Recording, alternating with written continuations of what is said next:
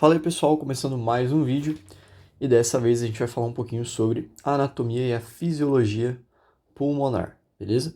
Então aqui começando, a gente tem um desenho, né? Então esse desenho ele simula ali como se fosse uma pessoa e aqui a gente vai ter todos os componentes que fazem parte do sistema respiratório, assim como, né, uma visão aqui ampliada das vias aéreas, beleza? Intrapulmonares. E aqui no cantinho, depois a gente vai ver no fundo, a gente tem um zoom ali do que seria um alvéolo. E a gente vai falar um pouquinho da parte da fisiologia da troca gasosa, dentre várias outras coisas, beleza? Então, começando, quando a gente pensa na anatomia, a gente tem alguns componentes que são importantes dentro do sistema respiratório. Então, o sistema respiratório, a porta de entrada para o sistema respiratório vai ser o nariz, né? Então, ali no nariz a gente vai ter os pelos, né, que vão auxiliar nesse processo de filtragem do ar. A gente também tem o muco, que auxilia na absorção de algumas, na remoção, né, de algumas impurezas ali que vão entrar. Então, no nariz inicia o processo de filtragem desse ar. Aí o ar entra e passa pelas fossas nasais,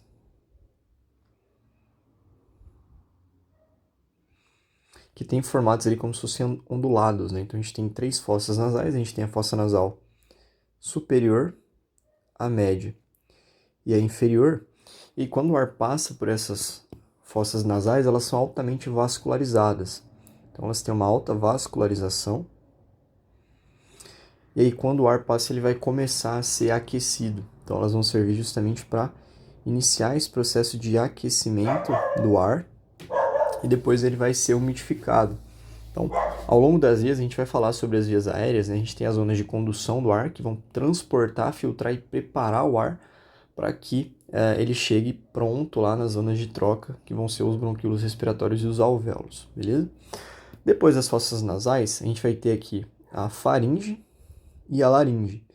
E aí tem um macetezinho para a gente saber qual que vem primeiro, é só você lembrar do alfabeto, né? Então no alfabeto o F vem antes do L. Então primeiro a gente tem a faringe, depois a gente tem a laringe. A faringe ela tem duas divisões, então a gente tem a nasofaringe e a orofaringe. E aí, quando a gente pensa na função da faringe, a gente tem duas, né? Então, uma vai servir para a passagem do ar, ela serve tanto para a passagem do ar quanto para a passagem dos alimentos. Então, a orofaringe, que tem a conexão com a boca, vai servir também para a passagem dos alimentos. E aí, aqui na laringe, a gente tem uma estrutura importante, né? Que vai ser a epiglote. Então, a epiglote ela é com aquela válvula, como se fosse uma válvula, que fica ali na laringe. E quando a gente consome alimentos, né, essa válvula ela vai se fechar para que os alimentos não passem ali para a traqueia e não tenha nenhum tipo de broncoaspiração. Tá? Porque quando a gente vai pensar na parte anatômica, a gente tem a traqueia e logo atrás da traqueia a gente vai ter o esôfago. A gente vai chegar lá. E aqui na laringe, a gente também tem as cordas vocais. Então, as nossas cordas vocais também ficam localizadas na laringe. Isso aqui ficou meio apertado, deixa eu dar um espaço maior. Depois a gente vai falar dessa parte aqui. E aí, né, a gente tem essas vias mais superiores. Então, essas estruturas que a gente falou até agora fazem parte das vias aéreas superiores. E como a gente viu, qual que é a função das vias aéreas superiores? Basicamente, elas vão fazer o transporte do ar, vão fazer a filtragem, então elas filtram, como no caso ali o nariz que a gente viu, transportam, aquecem e umedecem o ar. E aí todo esse processo a gente chama de condicionamento, né? Então elas vão fazer o que a gente chama de condicionamento do ar. Condicionar e preparar o ar para quando ele chegar lá nas vias aéreas inferiores e principalmente lá nas zonas de troca, ele estar em uma condição boa para que aconteça ali a troca. Tá? Nas vias aéreas inferiores também vai continuar ocorrendo todo esse processo, beleza? Bom, então continuando aqui, desse outro lado, a gente vai ter ali a traqueia. A traqueia, que é aquele tubo, né, que é como se fosse um aspirador de pó, então ela vai ser formada por vários anéis ali. Então, em média, a gente tem que a traqueia ela vai ter de 10 a 12 centímetros de comprimento. Isso vai variar de acordo com a altura do indivíduo. Então, quanto maior, mais alto, maior tende a ser a traqueia. E ela é formada por vários anéis, então em torno de 16 a 21 anéis traqueais, que são anéis cartilaginosos. Tá?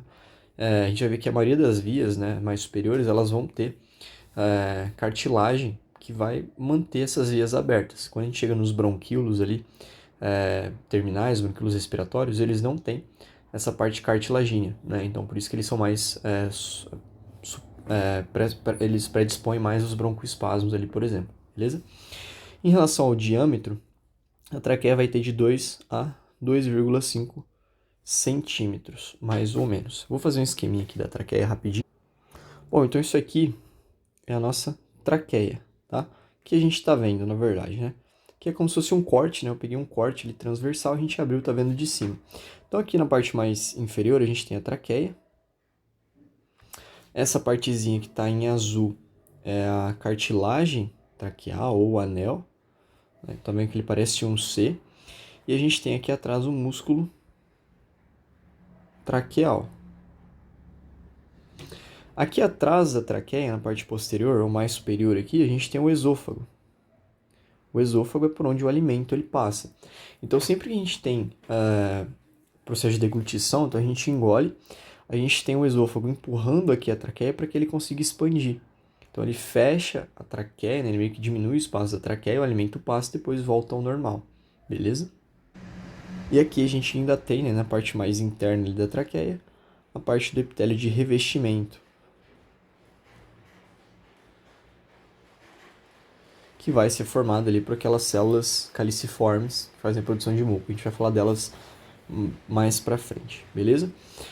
E aí aqui na traqueia, nessa região entre os dois pulmões, a gente tem a carina, né? Então, onde a gente vai ter divisões dos dois brônquios. Então, nessa imagem que a gente consegue ver melhor, então aqui a gente tem a carina.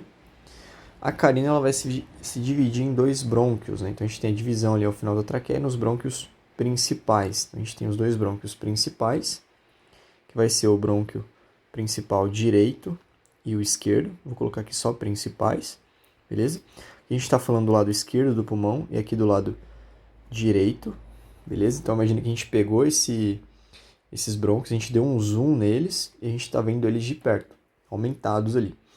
E aí a gente vai ter depois dos brônquios principais a ramificação entre brônquios lobares. Esses brônquios lobares eles estão relacionados aos lobos pulmonares. Aqui está faltando inclusive um pedacinho. Aí, arrumei aqui. Os brônquios lobares, eles vão se dividir de acordo com o número de lobos. Então, quando a gente olha aqui para esses pulmões aqui no desenho, a gente vai ver que aqui eu tenho o pulmão esquerdo e aqui eu tenho o pulmão... Opa, é o contrário, né? Aqui eu tenho um pulmão direito e aqui eu tenho um pulmão esquerdo. Aqui no pulmão direito, a gente vai ter 3 lobos, que são divididos por 2 fissuras. A fissura horizontal e a fissura oblíqua. Aqui no pulmão esquerdo a gente vai ter 2 lobos apenas, tá?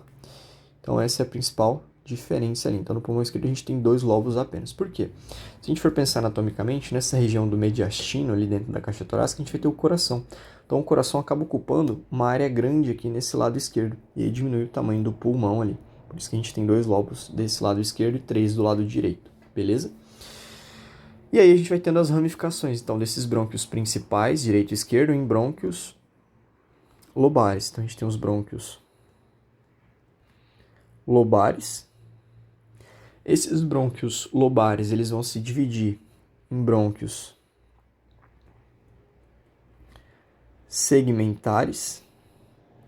E aí a gente vai tendo várias ramificações brônquias que a gente vai estudar um pouquinho mais a fundo daqui a pouco, beleza? Mas essas são as principais divisões ali de uma forma mais geral.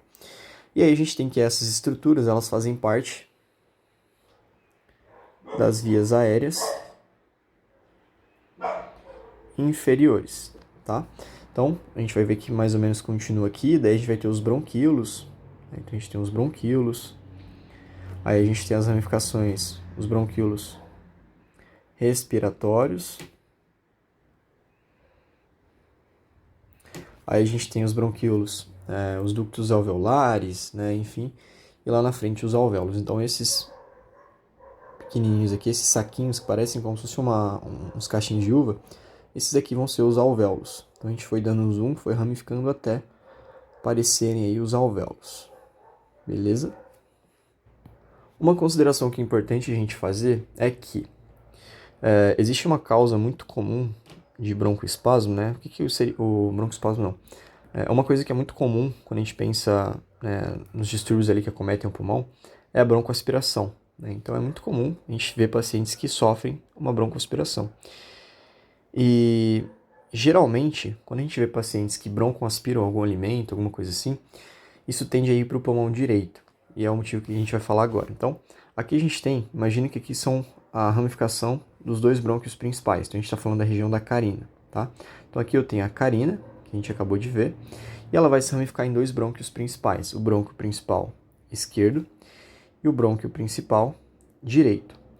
Anatomicamente, o brônquio principal esquerdo, ele vai ser mais horizontalizado, então ele tende a ser mais horizontal, certo? Tende a ser mais longo e mais estreito em relação ao direito. Então, o diâmetro dele aqui vai ser de mais ou menos 1,0, beleza? Centímetros ali, se eu não estiver enganado. E aqui no caso do brônquio direito, a gente vai ter que ele tende a ser um pouco mais vertical, então ele é mais verticalizado. Ele é mais curto e ele também tem um diâmetro maior. Então ele é mais largo do que o esquerdo. Então a gente vai ter 1,2 de diâmetro aqui, beleza? Então quando a gente tem algum tipo de alimento que acaba sendo broncoaspirado, a tendência é que esse alimento ele venha para o lado direito, para o pulmão direito, beleza? Então essas características aqui fazem com que no lado direito a gente tenha o maior risco de broncoaspiração. E basicamente é isso. A gente vai falar dos alvéolos, de todo o processo de troca gasosa, só que antes a gente precisa entender um pouquinho sobre, ainda sobre essas vias aéreas, né, as que formam as chamadas vias de condução. Então, tanto as vias aéreas superiores, que são essas que a gente viu, deixa eu colocar de azul, tanto as vias aéreas superiores quanto as vias aéreas inferiores, que aí no caso vão ter os bronquíolos respiratórios, né, os bronquíolos terminais ali, vão formar o que a gente chama de zonas de condução. Então essas são zonas de condução do ar. São aquelas zonas que vão servir para passagem do ar e vão fazer todo o processo de preparar o ar. Né? Vão fazer o que a gente chama de condicionamento, que a gente já colocou ali antes. Deixa eu puxar isso aqui mais para cá. Então essas zonas de condução elas fazem o condicionamento do ar. Então elas vão filtrar, aquecer, umedecer. Tá? E aí dentro dessas vias a gente vai ter um epitélio de revestimento, que é o que a gente vai ver agora. Então a gente tem um epitélio de revestimento. Tem como se fosse um tecido ali que vai ficar dentro desses tubos por onde vai passar o ar, né? Então, ali que vão ficar em volta daquele lume ali, recobrindo essas diferentes estruturas que a gente falou. E aí o que a gente tem aqui basicamente nesse epitélio de revestimento? Então, a gente vai ter várias células caliciformes, né? E entre essas células caliciformes a gente também tem as glândulas mucosas. Então imagine que aqui a gente pegou um pedacinho lá do pulmão, a gente deu um zoom, uma visão macroscópica, né? Microscópica, perdão, para a gente ver em detalhes ali essas células. Então aqui a gente tem várias células caliciformes, que são células ciliadas, tá? Então essas aqui são as células caliciformes ciliadas.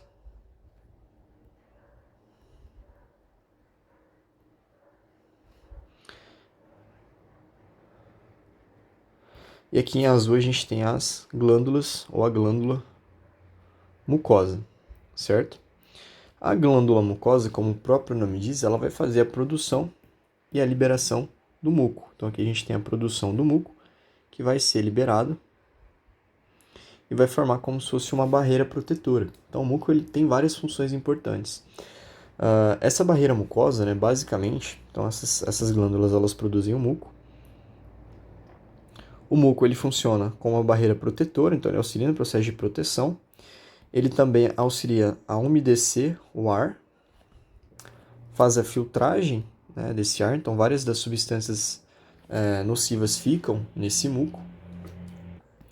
E basicamente, esses cílios que a gente falou, né, a importância das células serem ciliadas, é que esses cílios eles têm um movimento rítmico unidirecional. Então, basicamente, eles vão movendo esse muco para cima ali dessas vias aéreas para que ele seja expelido, beleza?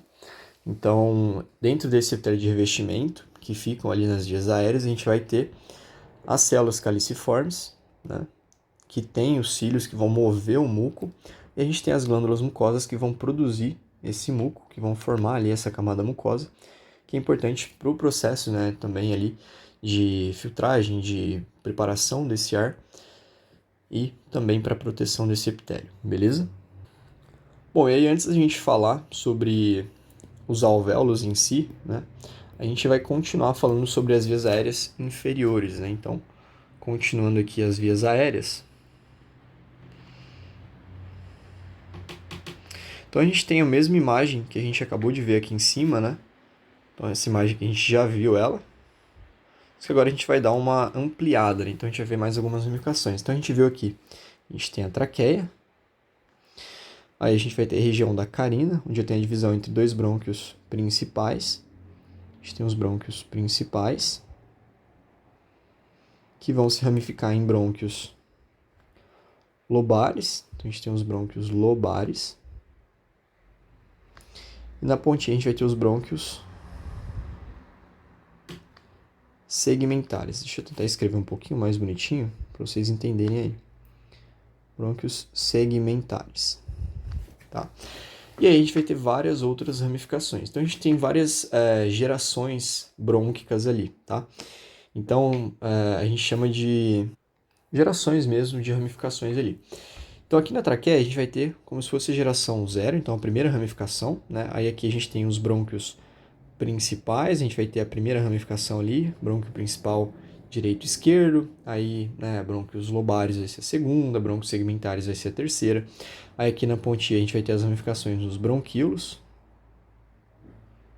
Então depois dos brônquios ali segmentares a gente tem os bronquíolos, né? Então continuando ali essa contagem, então aqui a gente tem os bronquíolos que já são a quarta geração. A gente vai tendo várias ramificações dos bronquíolos. Então os bronquíolos eles vão se ramificando como se fosse uma árvorezinha. Então tem um bronquíolo que se ramifica em outros bronquíolos e a gente vai tendo várias gerações, tá? Realmente várias ramificações ali, eu nem vou desenhar, mas a gente vai ter mais ou menos até a 16ª geração os bronquíolos, né, se ramificando. Aqui a gente tem os bronquíolos. Aqui eu escrevi errado. Então a gente vai ter ao todo ali várias gerações de bronquíolos até a gente chegar ali na 16ª geração, os bronquíolos terminais, beleza? Esses bronquíolos terminais eles são importantes porque é aqui nos bronquíolos terminais que a gente vai ter o final da zona de condução. Então, da geração de número zero da traqueia até os bronquíolos terminais, tudo isso aqui vai fazer parte daquelas zonas que a gente chama de zonas de condução, tá? Então, da traqueia, né? Não da traqueia, do nariz, né? Até aqui, pensando nas vias aéreas superiores, nariz, fossas nasais, faringe, laringe, e aí das vias aéreas inferiores, da traqueia até os bronquíolos terminais, a gente tem o que chama de zona de condução, que a gente já viu, a gente já falou sobre a epitélio de revestimento e tudo mais, que vai preparar o ar para chegar, tá? O que é importante? Nessa zona de condução, todas essas estruturas elas têm cartilagens de sustentação. Então a gente viu a traqueia, que ela é formada por anéis cartilagíneos, tá? Só que os brônquios, né, tanto os brônquios principais, lobares, segmentares e os bronquíolos, eles têm cartilagem também. Então se a gente fosse dar um zoom, né, num corte transversal, eles seriam mais ou menos assim, né? Então eu tenho lá a parte da parede, eu tenho a parte do lúmen, e aqui ao redor a gente tem cartilagens de sustentação, e essas cartilagens elas servem para manter esses brônquios abertos, beleza? Então eles possuem cartilagens ali. Isso é importante. E quando a gente vai descendo, a gente chega depois dos bronquíolos terminais, já nessa região aqui, a gente começa a ter os bronquíolos respiratórios. Então, bronquíolos respiratórios porque eles têm regiões já com alvéolos, onde começa a ocorrer o processo de troca gasosa. Então, a gente tem os bronquíolos respiratórios. Aí, aqui na frente, a gente vai ter os ductos alveolares. Aqui na pontinha, a gente tem os sacos alveolares, né? Então, tudo isso aqui vão formar esses sacos alveolares. E aí dentro dos sacos alveolares, a gente vai ter essas estruturas pequenininhas que são os alvéolos. E aí a gente vai dar um zoom nesses alvéolos agora para falar sobre troca gasosa. Então aqui basicamente a gente tem outras duas zonas, né? Então a gente já falou das zonas de condução. Aqui nos bronquíolos respiratórios, a gente vai ter o que a gente chama de zonas de transição. Por que zona de transição? Porque a gente está na transição entre a condução e a troca gasosa. Então, nos bronquíolos respiratórios, o ar ele vai continuar passando para chegar ali. Então, ele chega nos bronquíolos, ele vai continuar passando para chegar aqui nos alvéolos. Só que a gente começa a ter aqui alguma troca, beleza? Então, zona de transição, porque a gente começa a ter a troca gasosa, mas não é completa ainda, tá? Então, o ar continua passando. E aí, nessa região dos ductos alveolares e dos alvéolos, né, ali dos sacos alveolares, a gente vai ter o que a gente chama de zona de troca em si, né? Então, ali vai ocorrer o processo de troca gasosa, beleza? Então, aqui a gente vai ter a difusão ali dos gases. E essa zona de troca a gente também denomina como ácino, beleza? O que é importante a gente saber? Aqui nos bronquíolos, a gente viu que até os bronquíolos terminais a gente tem cartilagens que mantêm eles abertos. Os bronquíolos respiratórios, né, e os outros bronquíolos, vou colocar aqui os bronquíolos, eles têm músculo liso, brônquico de revestimento, né? Então, ao redor da parede deles a gente tem músculo liso. E a gente vai ver que em algumas situações, como por exemplo na asma, o músculo liso desses bronquíolos, ele contrai. E aí, quando esse músculo contrai, a gente tem o que a gente chama de broncoespasmo. E esse broncoespasmo, ele faz com que o paciente, no caso asmático, tenha dificuldade, principalmente durante a respiração, tá? Tanto na entrada, mas principalmente na saída ali do ar, beleza? Bom, então aqui a gente falou sobre todas essas vias aéreas inferiores e agora a gente vai falar sobre os alvéolos. Então vamos dar um zoom aqui, vou fazer um esqueminha. Bom, então aqui eu fiz um esqueminha, né? A gente vai ver aqui primeiro os alvéolos, aqui a gente tem depois esse outro esqueminha aqui do lado, né? Essa bola, parece o sol aqui, meio laranjada, vai representar as células. E aí a gente vai falar sobre o processo de difusão dos gases e também sobre o transporte desses gases através do nosso corpo ali, como é que vai acontecer, beleza? Então vamos lá, essa parte é extremamente importante. Então aqui a gente vai falar do processo de troca gasosa,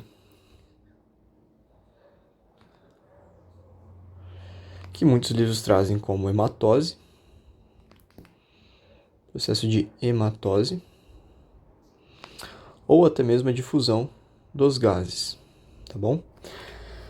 E é sobre isso que a gente vai falar. E a gente vai ver que, para que aconteça esse processo de troca, a gente tem alguns fatores que são importantes. A gente vai falar das leis de Fick, beleza? Eu não vou falar das leis de Fick da maneira com que elas estão escritas no livro, a gente vai tentar resumir de uma forma mais simples. Então, as leis de Fick, basicamente, elas são as leis que vão determinar a difusão, a troca dos gases ali. Então, é o que vai determinar com que os gases saiam ali do alvéolo e venham para o capilar, e saiam do capilar e vão para o alvéolo, que a gente vai falar agora do O2 e do CO2, beleza? Então, basicamente, quando a gente pensa na troca gasosa, a gente tem o oxigênio que a gente respira da atmosfera chegando aqui no alvéolo, beleza? E aí a pressão de oxigênio, eu vou colocar como PA de oxigênio no alvéolo, ela tende a ser em torno de 100. Os livros trazem como 104, a gente arredonda para 100 para ficar mais fácil. Tá? Vou colocar até de vermelho a do oxigênio, e o CO2 a gente coloca de azul, que daí é o sangue arterial e venoso, né? Fica mais fácil de entender. A gente tem a PA de O2, que vai ser igual a 100, certo? E aí, essa PA de O2 no capilar, ela vai ser em torno de 40 milímetros de mercúrio. E a PA de CO2, aqui no sangue, ela vai ser em torno de 45. E aqui no alvéolo a gente vai ter uma PA de CO2 em torno de 40. PA de CO2 é a pressão ali dos gases, tá? Então, PA de CO2 é a pressão de gás carbônico, né, dióxido de carbono, e de O2 é de oxigênio. E aí, basicamente, a primeira lei de Fick, ela diz que os gases eles vão fluir né, de um lado para o outro por diferenças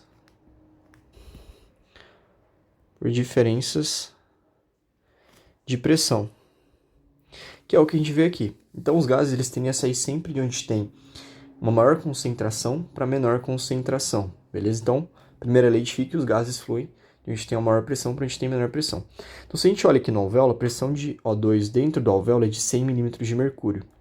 E a pressão arterial que chega de O2 aqui, nesses vasos próximos ao alvéolo, é de 40. Então, isso faz com que o oxigênio saia do alvéolo e entre aqui no capilar. Então, a gente tem uma diferença aqui, né, de mais ou menos 60 milímetros de mercúrio, que é o que faz com que o O2 ele atravesse ali essas interfaces, alvéolo capilar, e entre aqui dentro do alvéolo nas hemácias, né, nos eritrócitos, ali, a gente vai falar disso daqui a pouco. E por outro lado, a gente tem aqui uma pressão de 45 de CO2 no capilar e de 40 dentro do alvéolo. Então isso faz com que o CO2 ele passe do capilar para o alvéolo, beleza? Para que aconteça a troca gasosa, a gente também precisa ter uma área de troca. Então, eu preciso ter a área de troca, né? Então, para que aconteça o processo de troca gasosa, eu preciso ter uma área de troca, que seria a superfície alveolar e a superfície capilar. Quanto maior a área de troca, maior é a troca. Então, essa lei de Fick da área de troca, ela fala que quanto maior a troca gasosa, quanto maior a área de troca gasosa, maior tende a ser a troca, beleza? Então, a área é proporcional à quantidade de troca. E aí a gente tem outra coisa que é relacionada à espessura das membranas. E aí, quanto mais espessa for a membrana, menor tende a ser a troca gasosa. Pensa assim, o oxigênio, quando ele vai fluir do alvéolo para o capilar, e o CO2 e vice-versa, aqui dentro a gente tem o alvéolo, tá? Então isso aqui a gente deu um zoom nessa interface alvéolo capilar. Então a gente tem aqui a interface alvéolo capilar, a gente deu um zoom nela, tá? Então aqui eu tenho o alvéolo, aqui eu tenho a membrana alveolar, aqui eu tenho a membrana capilar, e eu ainda tenho a membrana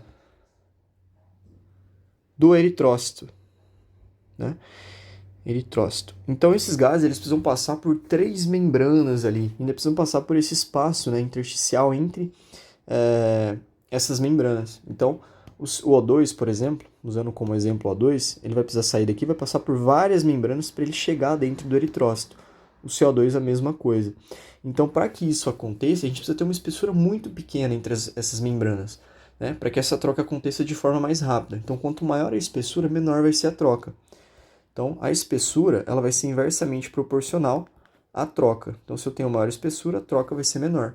Em algumas patologias, né, a gente vai ver que a espessura das membranas ela tende a aumentar. Isso faz com que a troca gasosa seja prejudicada. E por último, a última lei de Fick, ela está relacionada com a solubilidade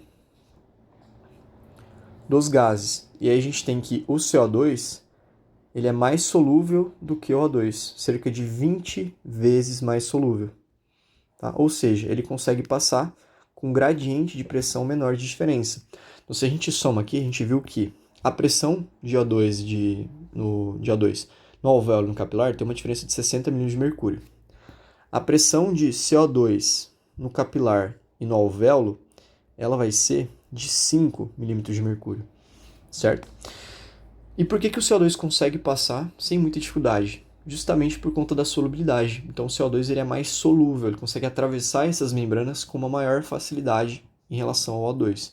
Por isso que mesmo com uma diferença pequena, o CO2 ele passa pelas membranas. O O2 ele precisa ter uma diferença muito maior para que ele consiga passar, beleza? Então basicamente aqui a gente discutiu sobre essas leis de Fick, a gente já entendeu como que o O2 que chega nos alvéolos, ele passa ali para os capilares e como que o CO2 que vem dos capilares, ele passa para os alvéolos e esse processo a gente chama de difusão dos gases ou troca gasosa, beleza? Agora, esse O2 e esse CO2, eles precisam ser transportados até os tecidos, então eles precisam chegar ali até as células para serem utilizados no metabolismo celular. Nesse processo aqui, nesse meio tempo, nesse processo de transporte, a gente vai ter diferentes formas de transporte dos gases. Então a gente viu que o O2, de forma geral, né, a maior parte do O2, ele vai ser transportado através da hemoglobina, presente ali nos eritrócitos, tá? Então a gente tem ali que cada hemoglobina, para cada uma hemoglobina, a gente vai ter 4 oxigênio. Então a gente tem 4 O2 para uma hemoglobina. Então essa é a relação, tá? E aí quando a gente tem o oxigênio se aderindo à hemoglobina, entrando dentro dos eritrócitos ali, se ligando à hemoglobina, a gente vai ter a formação do que a gente chama de oxihemoglobina, beleza? Então a oxihemoglobina é uma hemoglobina que está carreada, que está saturada ali, cheia de moléculas de oxigênio para levar para os tecidos, certo? Então cerca de 95% do O2 vai ser carreado, vai ser transportado através da hemoglobina, beleza? A maior parte. Já o CO2, ele pode seguir diferentes caminhos. Então a gente pode ter uma porcentagem do O2 se ligando também à hemoglobina, tá? O que é uma porcentagem muito pequena, mas a maior parte vai se juntar ali e vai formar o bicarbonato. Então a gente vai ter a ação de uma enzima que é a anidrase carbônica. Então a gente tem a ação da anidrase carbônica, que vai fazer esse CO2 se juntar com moléculas de hidrogênio ali para formar o bicarbonato. O bicarbonato ele é um componente solúvel e aí ele vai ser transportado, né, através do plasma, beleza? Então a gente tem duas situações. O O2 ele é transportado quase que predominantemente pela hemoglobina, então cerca de 95%, através da formação da oxihemoglobina, e o CO2 através do bicarbonato pelo plasma. Quando o CO2 ele se liga à hemoglobina, que pode acontecer ali, por exemplo, nos tecidos, onde a pressão de CO2 é maior, a gente vai ter a formação da desoxihemoglobina. Então, basicamente, é assim que a gente vai ter o transporte dessas células desse oxigênio até os tecidos. E quando a gente chega nos tecidos, tá? Uma coisa que é importante, tá? Eu não falei aqui. Aqui a gente viu a pressão do sangue arterial que está chegando próximo desses alvéolos aqui do sangue dos capilares. Quando o sangue ele sai dessa região pulmonar, a gente tem aqui no capilar, então imagina que a gente está falando do capilar, né, que está indo para os tecidos. A gente tem o sangue com uma PA de O2 de 100 e a gente tem uma PA de CO2 de 40, certo? Então aqui os valores ficam parecidos com aqueles que estavam no alvéolo inicialmente. E aí quando esses capilares eles passam, né, então a gente tem a continuação aqui do caminho, a gente tem aqui os capilares chegando, então aqui de novo a PA de O2 ela vai ser de 100 e a PA de CO2 vai ser de 40, né? Aí a gente vai ter lá dentro dos tecidos o contrário, né? Então nos tecidos a gente tem uma PA de O2 de 40 e uma PA de CO2 de 45. E aí o que vai acontecer? O O2, novamente, como a pressão de O2 é maior aqui no capilar e menor nos tecidos, nas células teciduais, o O2 ele tende a ir para as células, tá? Então ele vai fazer esse processo de difusão. Já o CO2, como a pressão dele celular é maior do que a pressão aqui no capilar, o CO2 ele sai ali dessas células e ele vem para os capilares, onde ele vai ser transportado até o pulmão novamente, para que ocorra ali aquele processo de troca, né, para que ele seja removido através de todo esse processo. Então isso aqui, né, e aí isso aqui vai voltar lá para que continue ocorrendo esse processo. Então basicamente isso aqui é o que acontece, né, ao longo de um ciclo ali, de vários ciclos respiratórios. Então os capilares eles passam pelo pulmão, para que a gente tenha um processo de oxigenação, né? Esse sangue oxigenado vai para os tecidos, libera esse oxigênio lá e volta para o pulmão, para que esse processo se renove ali. Então, isso são características importantes. A gente viu as leis que fazem com que esse processo ocorra, tá? Outra coisa que é importante, a gente acabou não falando, mas quando a gente pensa aqui no alvéolo, a gente tem estrutura alveolar. Vou colocar aqui do ladinho. Não, vou puxar aqui embaixo. Isso aqui a gente ia falar de canais comunicantes, vou deixar isso aqui. Vamos falar um pouquinho sobre a estrutura dos alvéolos. Então, se eu pegar um zoom aqui no alvéolo, a gente abrir ele,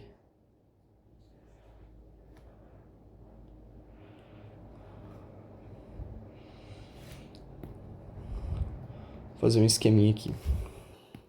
Bom, então aqui a gente tem o que seriam as células alveolares, tá? Então a gente vai ter três tipos de células principais presentes nesses alvéolos. A gente tem essas células que estão em azulzinhas aqui, que são os pneumócitos, tipo 1, tá? Os pneumócitos tipo 1, eles são células bem delgadas, e eles são as principais células que vão predominar nos alvéolos, então eles constituem cerca de 95% dos alvéolos. E eles são células bem fininhas e bem delgadas, que permitem justamente a passagem dos gases, tá? Então são essas células ali que parecem um pouquinho mais fusiformes.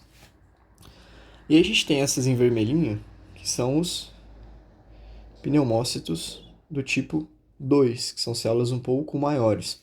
Os pneumócitos do tipo 2, eles são os principais responsáveis pela produção do surfactante.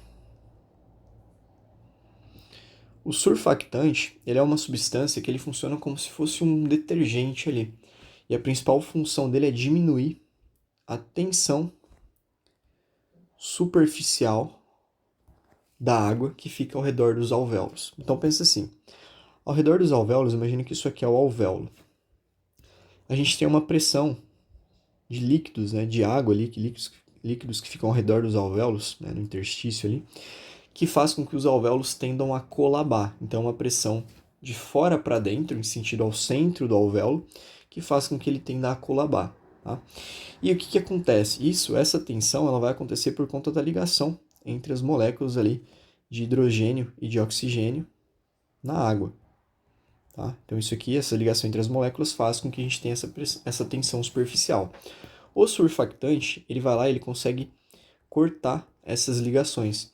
E aí, quando ele faz isso, ele diminui essa tensão superficial que fica ao redor do alvéolo, auxiliando na manutenção do alvéolo aberto. Então, ele ajuda a manter o alvéolo aberto, impedindo que tenha ali o colabamento desse alvéolo, beleza? Então, essa é a importância do surfactante que é produzido pelos pneumócitos do tipo 2. E esse pretinho que eu desenhei aqui, que parece um come-come, que está aqui no cantinho, ó, esses aqui são os macrófagos alveolares. E os macrófagos alveolares, eles são células especializadas nesse alvéolo que vão fazer a fagocitose de substâncias nocivas que possam chegar a esses alvéolos. Então essa é a principal função deles, beleza? Só algumas curiosidades, algumas coisas que são interessantes em relação aos alvéolos. A gente viu que neles que vai acontecer a troca. E o nosso pulmão ele tem uma área de troca gigantesca. Né? A gente falou sobre as leis de Fick, e uma delas é em relação à área de troca. Se a gente pegasse o pulmão e abrisse ele, os alvéolos, né, a gente tem em torno de 500 milhões de alvéolos no pulmão.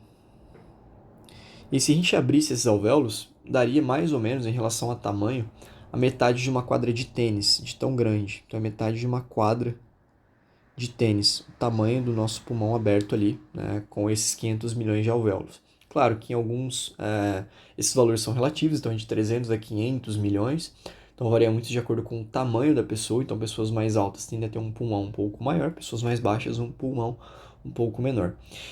E outra coisa que é importante a gente saber em relação ao ar atmosférico, né, que a gente falou da pressão ali, quando a gente pensa no ar atmosférico, a gente vai ter a pressão dos gases, né? Então, no ar atmosférico, a gente vai ter ali em torno de 20,93% de oxigênio. 20,93% do ar atmosférico é composto por oxigênio. Nitrogênio, em torno de 78%. E aí a gente vai ter outros gases compondo ali em torno de 1% do ar atmosférico. Tá? A gente tem outros gases em torno de 1%. E o nitrogênio ele tem um papel importante também em manter os alvéolos abertos. Né? Então, o ar ele entra nos alvéolos, o oxigênio com essa porcentagem, então 20% de oxigênio e 78% de nitrogênio. O oxigênio ele vai passar para os capilares e aí o nitrogênio ele vai continuar, vai permanecer ali naqueles alvéolos, auxiliando nesse processo de manter os alvéolos abertos e impedir com que esses alvéolos eles colabem, beleza? Bom, descendo aqui agora, a gente vai falar sobre os canais comunicantes. Então, entre os alvéolos e entre os brônquios, a gente vai ter canais que fazem o que chama de comunicação lateral, ou comunicam, né, uma estrutura com a outra. Então a gente vai ter basicamente 3 principais canais ali. Então a gente tem canais que vão ligar, que vão fazer ligações entre os bronquíolos, e aí a gente tem esse que está em amarelinho aqui, que são os canais de Martin, meio alaranjado, né, meio caramelo. Então os canais de Martin, eles são canais que fazem ligações entre bronquíolos, beleza? A gente tem os canais de Lambert, que são esses que estão em vermelho, que vão fazer ligações entre bronquíolo e alvéolo. E a gente tem aqui em azulzinho os poros de Kohn,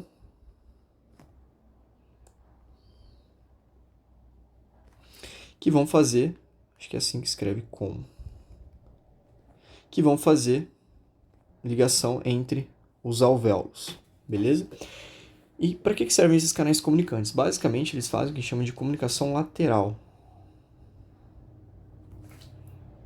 Eles são importantes para fazer com que mais áreas do pulmão sejam ventiladas, né? Então, utilizando um exemplo aqui, vamos supor que eu tenho um indivíduo que tem uma obstrução aqui nessa região de bronquíolos, né? Então, esse alvéolo dele, ele vai continuar sendo ventilado, porque a gente tem esses poros de Kohn conectando os alvéolos e mantendo essa ventilação. Ou vamos supor que eu tenho aqui uma obstrução bem no comecinho, bem na base desse bronquíolo. Aí eu vou ter esses canais de Lambert, ou os canais de Martin, perdão, e os canais de Lambert fazendo, né, ali essa conexão e mandando ar para que esse alvéolo aqui não fique sem ventilação, para que ele continue sendo ventilado, beleza? Então esses canais comunicantes servem para fazer esse mecanismo de comunicação lateral. Bom, aqui embaixo eu fiz um esqueminha, né, porque agora a gente vai falar de uma parte que também é bastante importante, que é a parte da biomecânica respiratória. Então a gente vai entrar aqui em alguns conceitos relacionados à biomecânica e o que acontece, né, durante a respiração na nossa caixa torácica ali, por exemplo, beleza? Deixa eu só distribuir melhor isso aqui. Bom, então agora a gente vai falar de alguns conceitos que são extremamente importantes, beleza? Em relação a essa biomecânica. Então primeiro aqui a gente tem esse desenho aqui da esquerda, a gente tem a caixa torácica, que vai fazer ali a proteção dos nossos órgãos internos, dos nossos pulmões e do nosso coração. Então os pulmões vão ficar dentro dessa caixa torácica. E aqui embaixo, na caixa torácica, a gente vai ter a cúpula diafragmática, beleza? Então a caixa torácica ela vai ser formada basicamente por 12 pares de costelas, e aí a gente vai ter várias divisões, né? Então a gente tem as costelas, aqui a gente vai ter 7 costelas que são consideradas verdadeiras, porque elas vão se inserir diretamente no externo.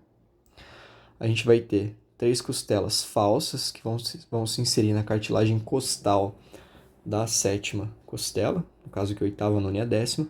E a gente tem duas costelas que são consideradas flutuantes, porque elas não se inserem em ninguém, são aquelas que ficam mais atrás. Tá? A gente vai ter também as vértebras compondo a caixa torácica, principalmente as vértebras torácicas, de T1 a T12. Na parte anterior, o externo. E aí a gente tem também a clavícula e a escápula, né, que fazem parte dessa caixa torácica, beleza?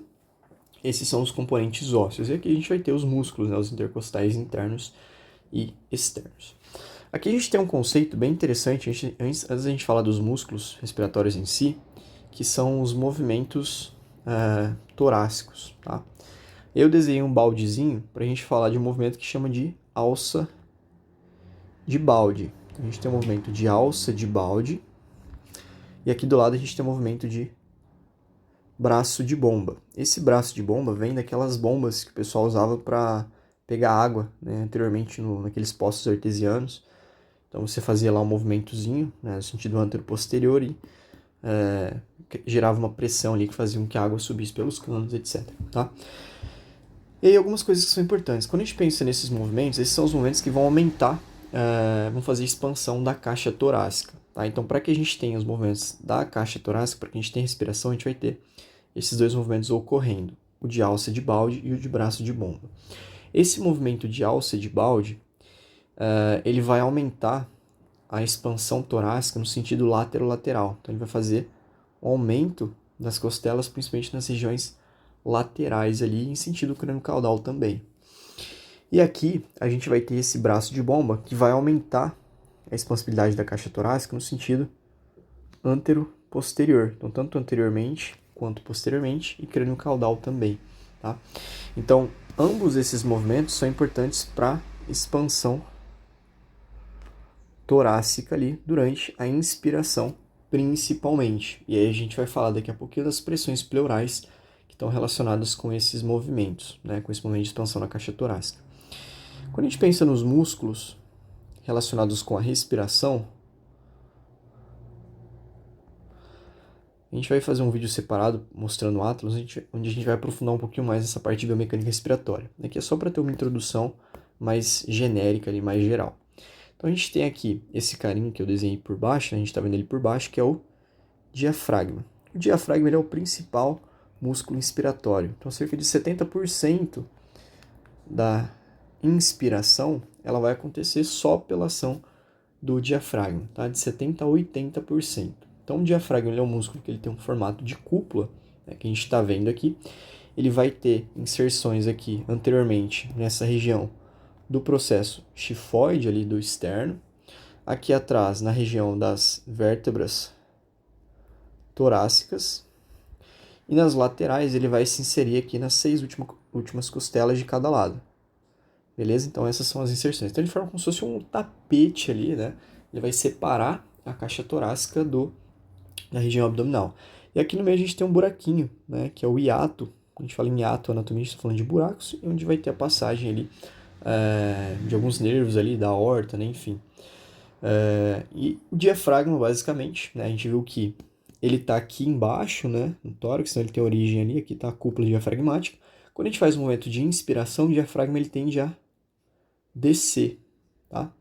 E aí, quando ele desce, aqui embaixo da caixa torácica, a gente vai ter as vísceras. Então ele fica reto, ele desce, fica reto e empurra as vísceras para baixo. Quando a gente expira, o diafragma ele sobe, né? E aí quando a gente está fazendo uma expiração em repouso, uma expiração normal, né, que não seja forçada, o próprio relaxamento dos músculos inspiratórios, que a gente vai falar, ele faz com que a gente tenha a expiração, né? Quando a gente está fazendo uma expiração forçada durante um exercício, por exemplo, aí a gente tem a contração de músculos expiratórios, que são os abdominais. A gente vai falar disso agora em detalhes. Aqui nessa outra imagem, a gente tem ali o que seria uma caixa torácica cortada no meio, então a gente tem o externo ali, as costelas e tal, para a gente falar de alguns músculos aqui que são importantes também na respiração. Então, um deles é aquele músculo grandão, que é o esternocleidomastoide, né, o ECOM, que vai auxiliar na elevação ali da clavícula e também do externo. A gente tem os escalenos, que têm origem nos processos transversos cervicais e se inserem na primeira e segunda costela. Então, eles fazem a elevação da primeira e segunda costela. Aqui na lateralzinha, a gente tem os músculos paraesternais, que auxiliam nesse movimento de elevação do externo também. E a gente tem aqui os intercostais externos, tá? Então, os intercostais externos. Esses são os músculos que auxiliam na inspiração, beleza? Então, quando a gente fala de inspiração, vou puxar uma seta aqui embaixo. Quando a gente está falando de inspiração, esses são os principais músculos inspiratórios, tá? O principal é o diafragma, que vai aumentar o sentido crânio-caudal, né? Aí a gente tem os escalenos e o esternocleidomastoide. A gente tem os músculos paraesternais ou músculo paraesternal. E a gente tem os intercostais externos, auxiliando na inspiração, ou seja, na entrada do ar. Então eles vão fazer o quê? Vão fazer o que a gente tem os movimentos de alça de balde, né, que aumenta ali a expansibilidade torácica no sentido lateral, e o de braço de bomba, que aumenta no sentido antero-posterior. Quando a gente fala da expiração, a gente tem duas situações. A expiração normal ela vai acontecer só pelo relaxamento dos músculos inspiratórios. Então, quando os músculos inspiratórios relaxam, a gente tem o processo de inspiração, né, que é a saída do ar. Agora, quando eu estou falando de uma expiração forçada, no caso do exercício, por exemplo, aí a gente tem a ação dos músculos abdominais. Então, transverso do abdômen, oblíquos, reto abdominal, então todos eles vão auxiliar contraindo, né, empurrando as vísceras, empurrando o diafragma para cima, beleza? E além desses músculos aqui, a gente falou só dos principais, a gente tem vários músculos que são acessórios, tá? E aí pensa assim, todos os músculos que se inserem na caixa torácica de alguma forma, que tem inserção em algum osso da caixa torácica, eles vão ser músculos acessórios, tá? Auxiliando ali nesses processos, beleza? E aí, quando a gente fala dos respiratórios, né, na forçada a gente também tem, eu falei só dos abdominais, mas a gente também tem os músculos intercostais internos, tá? Então, os intercostais internos, eles auxiliam na respiração, porque eles vão deprimir as costelas. Os externos, eles vão auxiliar a elevar as costelas, beleza? Bom, continuando, a gente falou dessa parte de biomecânica ali, respiratória por um motivo importante, né? A gente precisa entender um pouquinho, pelo menos o básico dessa biomecânica, para a gente entender as pressões que vão fazer com que o ar entre ou saia dos nossos pulmões. E aí a gente tem a pressão pleural. A gente não falou ainda das pleuras, eu vou explicar um pouquinho sobre elas agora, e aí a gente já vai falar sobre essas diferenças que acontecem nessas pressões. Então imagine que aqui nesse desenho eu tenho os pulmões, tá? A gente já falou um pouco sobre a anatomia dos pulmões. Aqui embaixo eu tenho, né, o meu diafragma. E aqui a gente tem duas pleuras. Essa que está em vermelhinho, que está bem ao redor do pulmão, a gente chama de pleura visceral. Então eu tenho uma pleura visceral, que ela fica ao redor do pulmão, tá? Por isso que ela tem o nome de visceral.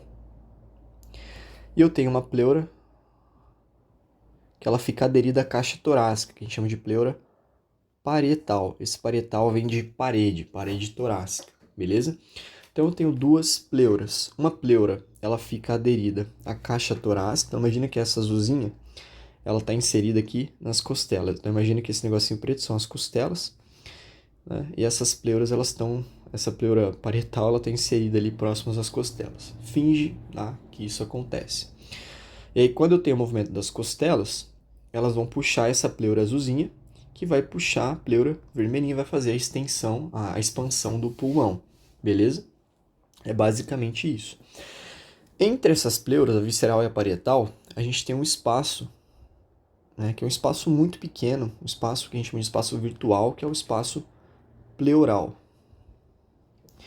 E aí, dentro desse espaço pleural, a gente vai ter a circulação do líquido pleural, em uma quantidade muito pequena, tá? Então a gente tem em torno ali de 20 ml de líquido pleural circulando, beleza? Em torno de 20 ml. E esse líquido pleural, o único objetivo dele é melhorar o deslizamento entre essas duas camadas ali pleurais. Então ele serve para melhorar e facilitar esse deslizamento, beleza? Então a gente já entendeu essas pleuras, que elas ficam ao redor dos pulmões. A gente tem a visceral, que fica ao redor do pulmão, e a parietal, que fica ao redor ali, que fica aderida, né, à caixa torácica. E quando a gente pensa em pressão pleural, a pressão pleural é importante porque ela é quem vai fazer com que o ar entre, tá? Então quando a gente pensa na atmosfera, a gente tem uma pressão de 0, beleza? Aqui dentro da nossa caixa torácica, aqui nas pleuras, a gente sempre vai ter uma pressão negativa. Então a pressão pleural, uma coisa que é importante, é que ela sempre vai ser negativa, beleza? Então ela é negativa sempre.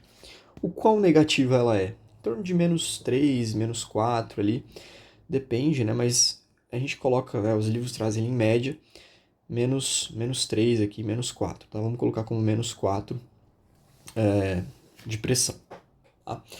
E aí o que acontece? Quando a gente tem um processo de inspiração, a gente vê o quê? A gente vai ter a descida do diafragma, né? Então o diafragma vai aumentar o sentido crânio-caudal ali, expansibilidade pulmonar, a gente tem os escalenos, o esternocleido e os intercostais expandindo as costelas e elevando elas.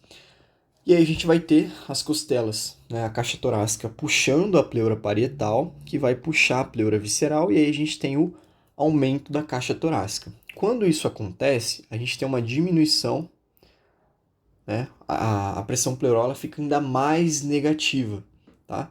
Então na inspiração, a gente tem uma negativação ainda maior da pressão pleural. Isso faz com que o ar entre nos pulmões. Então, quando a gente tem essa pressão ficando mais negativa, o ar ele vai sair de onde tem maior pressão para menor pressão. Então isso faz com que o ar entre, beleza? Então aqui a gente tem a inspiração. E aí na expiração, a pressão pleural ela tende a voltar ali para o normal, se mantendo negativa, beleza? Então aqui a gente tem a expiração, que é quando o ar ele volta, né, e começa a sair. E basicamente é isso, tá? Então para que serve a pressão pleural? A pressão pleural ela sempre é negativa. E quando a gente tem a inspiração, a pressão pleural fica ainda mais negativa, favorecendo com que o ar entre nos pulmões. E depois que o ar entrou, a gente tem a expiração e a pressão pleural ela volta ao normal, né? Lembrando que ela sempre é negativa, tá bom? Além disso, tá? Isso vai acontecer principalmente pelo movimento dos músculos inspiratórios ali, mas principalmente do diafragma, né? Que a gente viu que ele é o principal. Então 70%, 80% da respiração vão depender dele, né? Do processo de inspiração ali principalmente. E a gente também tem a pressão alveolar, que vai se modificar, né, na inspiração e na expiração, beleza? Então, a pressão alveolar, ela vai modificar em relação à pressão atmosférica, beleza? Então, de modo geral, né, pensando que eu não tenho nem inspiração nem expiração acontecendo, a gente tem uma pressão alveolar de 0, tá? O que acontece? Quando a gente tem um processo de inspiração, a gente vai ter uma diminuição na pressão pleural e também vai ter uma diminuição na pressão alveolar. Então a pressão alveolar ela vai vir para menos 1 milímetro de mercúrio, tá? Então a gente tem uma diminuição da pressão alveolar na ins. Então isso aqui é o que acontece na inspiração, beleza? Então na inspiração a gente tem uma diminuição da pressão alveolar, então ela vem para menos 1. E aí na expiração, a pressão alveolar ela tende a aumentar. Para quê? Para que o ar saia. Então, quando a pressão alveolar ela aumenta, a gente tem um aumento da pressão alveolar, a gente vai ter o processo de expiração ou a saída do ar. Aqui a gente tem expiração, aqui inspiração. Beleza? Então, qual que é a relação, né, dessa pressão alveolar com a inspiração e expiração? Quando a pressão alveolar está em 0, a gente não tem nem entrada nem saída de ar. Porque pensa assim, a gente precisa ter uma diferença, né, entre a pressão de ar na atmosfera e a alveolar. Então aqui a gente tem a pressão atmosférica, ela é em torno de 760 milímetros de mercúrio. Quando a pressão alveolar ela diminui 1, a gente tem uma pressão aqui, por exemplo, de 759. Então vamos supor que eu tenho uma pressão alveolar igual a 759 milímetros de mercúrio. Né? Que é 1 aqui de diferença, então eu tenho menos 1. Isso faz com que o ar saia da atmosfera e venha para o alvéolo. Quando isso acontece, aqui no alvéolo a gente tem uma pressão de 0. E aí, conforme esse alvéolo vai enchendo de ar, de 0 passa para, por exemplo, 761 milímetros de mercúrio. Quando está em 761 milímetros de mercúrio, a pressão alveolar ela ficou maior do que a pressão na atmosfera. Tá vendo? Então ficou em menos 1. E aí o ar tende a sair do alvéolo e voltar para a atmosfera. Beleza? E ele volta a ficar zerado. Então é mais ou menos isso que acontece, de uma forma bem simples ali, tá? E uma coisa que é importante, né? O que acontece na expiração? Na expiração, os alvéolos eles continuam abertos, né? Uma coisa que a gente viu. E para que os alvéolos eles se mantenham abertos, a gente tem alguns mecanismos, né? Então, o que mantém os alvéolos abertos durante a expiração? Então, primeiro, tá? A gente já falou ali do surfactante, que é produzido pelos pneumócitos do tipo 2, que ele diminui a tensão superficial da água e mantém os alvéolos abertos. Então, os alvéolos ficam abertos na expiração por conta do surfactante, certo? Por conta do nitrogênio e do volume residual que é formado. Então, o volume residual é aquele volume de ar que fica nos pulmões quando a gente expira, faz uma expiração máxima. E também por conta da epiglote, que fica lá na laringe, né? A gente falou um pouquinho sobre ela também no começo. E a epiglote, ela diminui a velocidade de saída do ar. Então, ela diminui a velocidade com que o ar sai. Beleza? Então, esses três fatores, eles fazem com que durante a expiração os alvéolos eles se mantenham abertos. Beleza? E basicamente é isso. E por que a gente precisa saber isso, né? Porque quando a gente tem um indivíduo que está utilizando uma ventilação mecânica, por exemplo, a gente consegue fazer alterações na pressão transpulmonar, né? Então, a pressão transpulmonar, o que que é?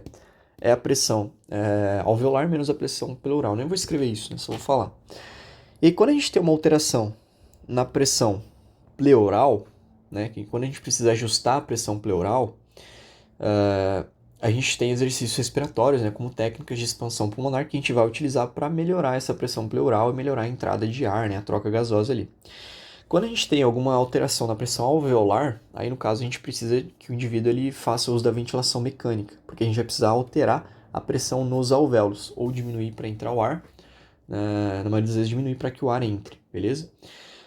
Basicamente, então, esses são alguns pontos relacionados a essa pressão pleural e pressão dos alvéolos. E aí a gente relaciona com essa biomecânica alveolar. E aqui embaixo, continuando, a gente vai falar agora sobre outra coisa que é extremamente importante, que são os volumes e capacidades pulmonares. Já nos encaminhando aí pro final, né? Esse vídeo já ficou bastante longo, mas a gente está acabando.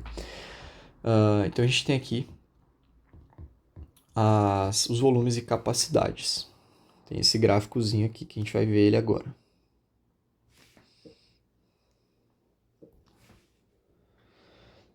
Então aqui tem essa imagem, né, esse desenho ilustrando como se fosse um exame que é bem comum na cardio, né, que é a espirometria, né? Então o que é a espirometria? A espirometria é aquele exame em que o paciente ele vai pegar um canudinho, a gente tem um espirômetro, e ele vai fazer uma inspiração máxima, seguida de uma expiração forçada máxima ali, e a gente vai ter algumas noções em relação aos volumes de ar que ele movimenta, né, algumas coisas assim. Então aqui a gente tem alguns valores médios, tá? Que a gente colocou nesse vídeo, e a gente vai falar mais sobre questões relacionadas aos termos ali, esses volumes e capacidades. Começando aqui, então, a gente tem o que a gente chama de volume corrente, né? Então, esses pontinhos tracejados aqui são o que a gente chama de volume corrente, tá? Vou colocar a sigla aqui embaixo, então a gente vai colocar de um lado aqui os volumes e do lado a gente tem as capacidades. Quando a gente fala em volume, a gente está falando de uma unidade em específico. Quando a gente fala de capacidades, a gente vai ter a soma de vários volumes, beleza? Então a gente tem o volume corrente, que é a quantidade de ar que é movimentada durante uma inspiração normal ali, né? Sem fazer uma inspiração máxima, uma expiração máxima, quando a gente está respirando em repouso ali normalmente. A gente tem o volume de reserva inspiratório, a gente chama de VRI. Então o VRI é o volume de reserva inspiratório, que é o volume de ar que eu tenho quando eu faço uma inspiração forçada, uma inspiração máxima. Então imagina que eu vou inspirar o máximo possível. Puxei todo o ar que eu conseguia. Isso né, esse ar que eu puxei a mais ali do que o volume corrente é o volume de reserva inspiratório, beleza? Aí a gente tem o volume de reserva expiratório. O volume de reserva expiratório é a quantidade máxima de ar que eu consigo expirar. Esse é o volume de reserva expiratório. Então é o máximo de ar que eu consigo ali expirar quando eu faço uma expiração forçada. Então, expirei todo o ar possível. Esse é o meu volume de reserva expiratório. E aí, mesmo quando eu faço uma expiração forçada, uma expiração máxima, sobra um pouco de ar no meu pulmão. Lembra que o pulmão, ó, ele nunca vai estar completamente vazio. Então a gente tem aqui um volume residual que permanece no pulmão, tá? Então isso aqui é o VR, que é o volume residual. Residual. Então esses basicamente são os volumes pulmonares que a gente tem, tá? A gente tem o volume corrente, o volume de reserva inspiratório, o volume de reserva expiratório e o volume residual. E aí a gente vai ter diferentes capacidades. Então a gente tem, por exemplo, a soma do volume corrente com o volume inspiratório. Deixa eu fazer de preto as capacidades para mudar um pouquinho. Então eu tenho o volume corrente mais o volume inspiratório, que vão me dar a minha capacidade inspiratória. Tá? Então CI é igual a capacidade inspiratória, que vai ser a soma ali, como a gente viu, do volume corrente mais o volume de reserva inspiratório, certo? Eu posso ter também a minha capacidade residual funcional. Então, isso aqui é a minha capacidade residual funcional, que é o CRF, né? Então, a capacidade residual funcional, que vai ser a soma ali do meu volume de reserva expiratório mais o meu volume residual, certo? Eu vou ter também a minha capacidade vital, que é esse riscão vermelho aqui. Então, essa aqui é a capacidade vital. A capacidade vital nada mais é do que o meu volume corrente mais o meu volume de reserva inspiratório mais o meu volume de reserva expiratório. E eu tenho também a minha CPT, que é a capacidade pulmonar total. Então, eu vou pegar todos esses volumes. E a gente tem a capacidade pulmonar total.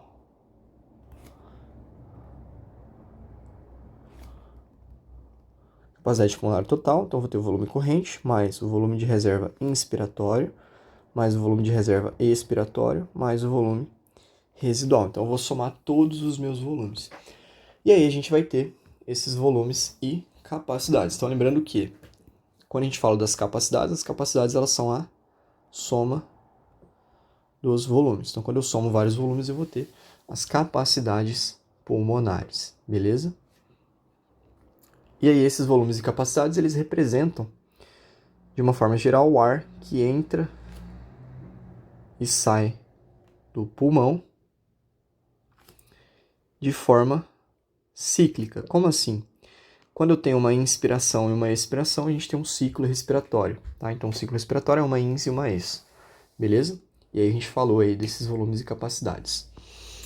Descendo um pouco mais, a gente tem alguns conceitos que também são importantes, tá? A gente vai falar deles agora. Bom, então aqui a gente vai falar primeiro sobre as zonas de West. Então, esse desenho aqui é para simular aquele desenho que tem no livro, né? Na fisiologia pulmonar de West. E, basicamente, quando a gente fala das zonas de West, a gente está falando da relação ventilação-perfusão pulmonar, né? Então, V é de ventilação, o que é de perfusão, beleza? E aí a gente vai ter diferentes zonas. Alguns livros trazem como 4 zonas, a gente vai falar aqui de 3, tá? Então, a gente tem a zona 1, a zona 2 e a zona 3. Então, imagine que cada zona a gente está falando de um lobo do pulmão. Na zona 1, a gente está falando de uma região mais apical do pulmão, a gente está falando do ápice do pulmão. A zona 3, a gente está falando da base, tá? Então, imagine que a gente tem aqui o pulmão, a parte do ápice e a parte da base mais inferior. No ápice do pulmão, dentre as principais características, né, a gente tende a ter uma maior ventilação. Então, se a gente pensar na característica dos gases, eles tendem a subir, né? E os líquidos tendem a descer. Então, partindo desse pressuposto, a gente já pode entender que no ápice pulmonar eu tenho uma ventilação maior e, consequentemente, vou ter uma menor perfusão sanguínea. Então, aqui, a relação ventilação-perfusão, quando a gente fala de relação, a gente divide um pelo outro. Então, eu vou dividir a ventilação pela perfusão. Então, aqui, no ápice pulmonar, a gente tem uma maior relação ventilação-perfusão. Beleza? Então, a relação entre ventilação e perfusão é maior no ápice. O que que significa? Que o ápice ele tende a ser mais ventilado. Beleza? Aqui na base, como a gente falou, os líquidos eles tendem a descer. Isso a gente está falando assim, numa posição ortostática, tá? Então, no ortostatismo. Claro que se eu estiver deitado, se eu estiver em decúbito lateral, enfim, isso vai alterar um pouco, beleza? Por conta da gravidade, né? E dessas questões relacionadas aos gases e os líquidos. Numa posição ortostática, na base, a gente tende a ter uma maior perfusão, beleza?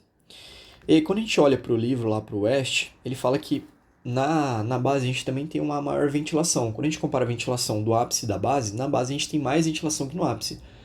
Mas não é porque os gases eles vêm com maior facilidade para a base, é porque a base é muito maior. Então, se a gente for pensar na área, né, a gente tem uma área muito maior na base em relação ao ápice. Então, por isso que a base ela é mais ventilada, tá? Então, assim, a base ela tem uma ventilação grande, tá? Mas se a gente for comparar em tamanho, é porque a base ela é maior do que o ápice. Se eu tenho um espaço maior, consequentemente eu vou ter mais áreas para serem ventiladas. Só que o ápice, mesmo tendo um espaço, em teoria, né, físico ali menor, ele é muito mais ventilado, porque os gases eles tendem a subir, tá? Então a gente pode dizer que aqui a gente tem mais ventilação, por quê? Porque o ar ele entra com maior facilidade. Então a gente tem entrada do ar com maior facilidade, beleza? Deixa eu puxar esse desenho aqui pro lado, deixa eu falar dele daqui a pouco. E aqui na base a ventilação ela é alta, porque a área é maior, tá? Mas o principal que a gente tem aqui vai ser a perfusão, tá? Então a gente tem muito mais perfusão na base do que no ápice, beleza? Então isso são algumas características importantes para a gente entender depois algumas coisas relacionadas às patologias ali, às doenças pulmonares. Então, o que é importante a gente considerar quando a gente fala dessa relação ventilação-perfusão? A gente precisa considerar algumas coisas. Então, consideração. A gente precisa levar em consideração, né, a proporção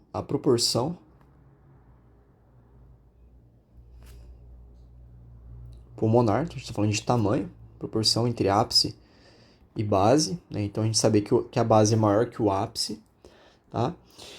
E essa relação ventilação-perfusão ela vai varia de acordo com a posição do paciente. Como eu falei, isso aqui a gente está falando de uma posição ortostática, no decúbito lateral, né? O deitado mudaria, né? Prono supino, isso muda. Outra coisa aqui, né? A gente viu então como a perfusão na base é maior que a ventilação, a gente tem uma relação ventilação-perfusão menor na base. Então o ápice ele vai ser mais ventilado do que a base do pulmão, beleza?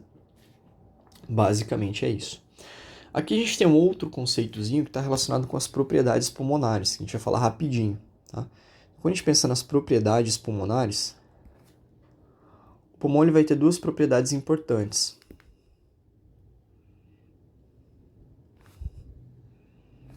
Uma delas a gente chama de elastância, que a gente vai colocar desse lado esquerdo aqui de vermelhinho, ou elasticidade, né? E a gente tem a complacência, que é a capacidade de expansão ali para a gente escrever de forma mais simples, tá? Então, por que o pulmão tem essa elastância? Quando a gente pensa no tecido pulmonar, né, ao redor dos alvéolos ali, se a gente der um zoom, imagina que eu tenho um alvéolo, ao redor dos alvéolos e no tecido pulmonar, no parênquima, a gente tem um componente elástico que a gente chama de elastina. Então, a gente tem a elastina. Pode fazer de vermelho, né? A gente tem a elastina. O que a elastina faz? A elastina ela é como se fosse um componente elástico mesmo, né? Então, ela funciona auxiliando no processo de retorno do pulmão. Então, imagina que eu tenho uma bexiga, e aí eu vou e eu encho essa bexiga, certo? Esse processo de enchimento a gente vai ver daqui a pouquinho. Quando o pulmão ele enche, a gente chama de ele enche porque ele tem complacência.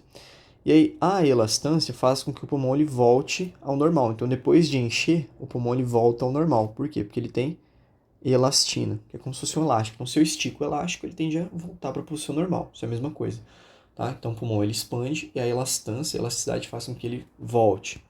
Então, isso está relacionado com a capacidade do pulmão de deformação e retorno, beleza? Em algumas patologias, como por exemplo no enfisema, a gente vai ver que o pulmão ele tende a ficar mais hiperinsuflado, né? Por quê? Um dos motivos é justamente a perda da elastina. Então a gente tem um aumento ali de elastase, né? Que são aquelas proteases que degradam essa elastina e o pulmão perde essa capacidade elástica. E ele fica sempre complacente, sempre insuflado ali, beleza? A complacência está relacionada com a capacidade de distensão ou de expansão aí pulmonar, beleza?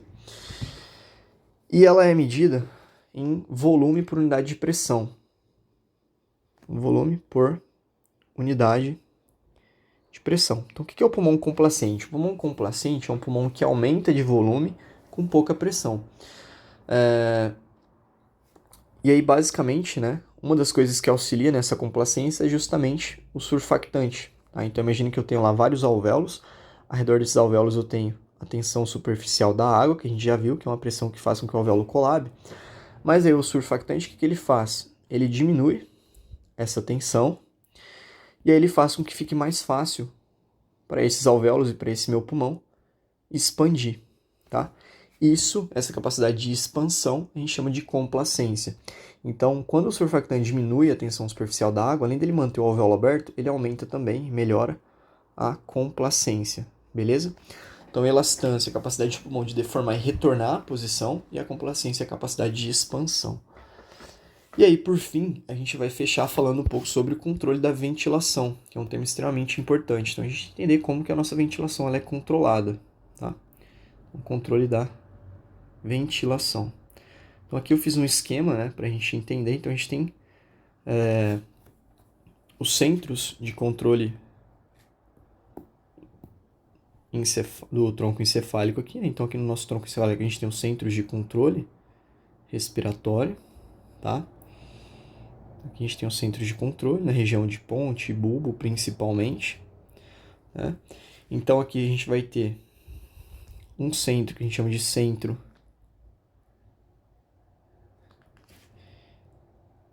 pneumotáxico.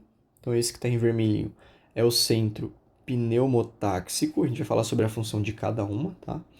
Aqui nessa região mais inferior, né, do bulbo, a gente vai ter o grupo respiratório dorsal.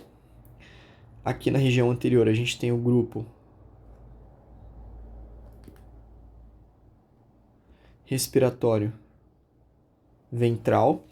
E a gente ainda tem essa região pontilhadazinha aqui, né? Essa regiãozinha pontilhada é o centro, que a gente chama de centro apnêustico. Tá? E quando a gente pensa na função de cada um desses centros de controle ali, a nível de tronco encefálico, o centro pneumotáxico, ele é considerado um dos mais importantes, né? Então ele está ali na região da ponte, e basicamente ele é responsável por fazer o controle da inspiração. Então é ele quem decide quando a inspiração ela vai terminar, né? Então ele regula ali, e ele também controla a frequência respiratória. Quando a gente está falando de controle involuntário, tá? Uma coisa que é importante é que a ventilação ela pode ser controlada, tá? De forma voluntária. Então, se eu quiser, eu consigo controlar a minha ventilação, ou de forma involuntária, que é quando eu estou respirando e não estou pensando, né? A gente não precisa pensar para respirar. Se eu pensar, eu consigo, por exemplo, respirar mais rápido ou mais devagar. Eu consigo hipoventilar ou hiperventilar. Mas quando eu não estou pensando, né, nisso, eu continuo respirando normalmente. Tá? Então, o controle pode ser involuntário ou voluntário, beleza? De forma geral, o centro pneumotáxico ele vai controlar essa inspiração. Então, ele que determina quando a inspiração vai acabar e ele controla a frequência respiratória. Esse grupo respiratório dorsal, ele está relacionado ali com o controle da inspiração também. E o grupo respiratório ventral está relacionado com a expiração, beleza? Então, a gente vai ter vários grupos, lembrando que esses neurônios, a gente tem um processo de comunicação. Então, a gente tem um núcleo conversando com o outro. Esse centro apnêutico, a gente não sabe, apnêutico, não se sabe exatamente qual a função dele, né? Mas parece que ele tem alguma relação ali com a inibição da expiração, algo nesse sentido, beleza? Então, basicamente é isso. Então, esses centros aqui, respiratórios que a gente falou, eles estão localizados todos no tronco encefálico, beleza? E aí a gente tem sensores periféricos, que a gente vai falar agora, que são importantes também para esse processo de regulação, tá? Então a gente tem ali, por exemplo, quimiorreceptores,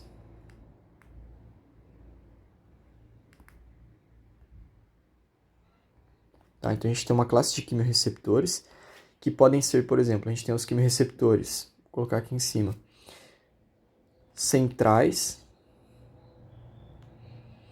e a gente tem os quimiorreceptores periféricos, beleza? Então a gente tem duas classes aí de quimiorreceptores.